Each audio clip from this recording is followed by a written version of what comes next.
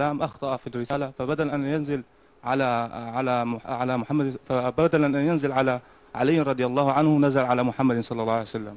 صلى الله عليه وسلم. جزاكم الله خير. تفضل. عند هذه النقطة حان وقت الانتصار للشيعة في هذه المسألة. نعم. من باب الإنصاف، وهذا يؤكد ضرورة أن الإنسان يكون منهجيته علمية في البحث.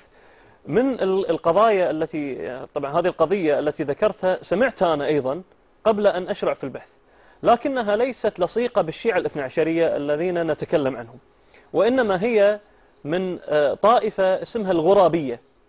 هذه الطائفة تعتقد، طبعا سميت غرابية لأنهم كانوا يدعون أن علي رضي الله عنه كان أشبه بالنبي عليه الصلاة والسلام من الغراب بالغراب.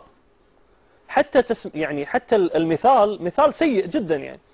لكن هذه الطائفة قالت بأن بسبب هذا الشبه لما جاء جبريل عليه السلام بالرسالة إلى علي رضي الله عنه أخطأ بسبب الشبه وأعطاها لمحمد عليه الصلاة والسلام. وهذه الطائفة الغرابية طائفة انقرضت تقريبا.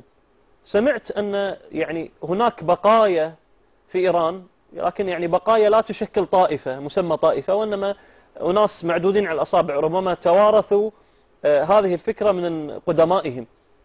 أما الشيعة الاثنى عشرية الذين نتكلم عنهم فهم يؤمنون بأن محمد عليه الصلاة والسلام هو النبي المستحق لهذه النبوة، وأن علي رضي الله عنه هو إمام معصوم ووصي للنبي عليه الصلاة والسلام، وليس مستحقا للنبوة عوضا عن النبي عليه الصلاة والسلام. صلى الله عليه وسلم.